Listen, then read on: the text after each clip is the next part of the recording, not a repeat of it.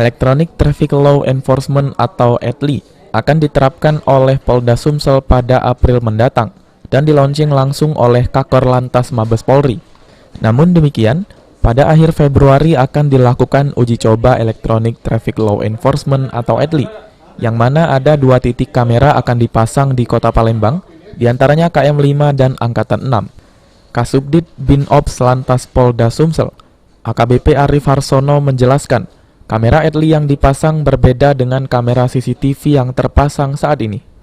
Untuk kamera ETLI sendiri dia berbeda speknya dengan kamera CCTV biasa. Ya, dia lebih spesial lagi karena termasuk kemampuan dari kamera itu sendiri.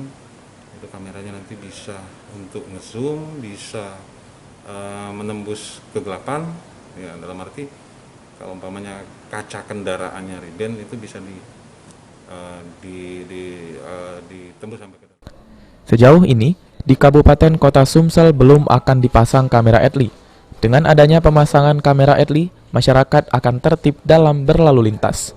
Firman Hidayat, PAL TV.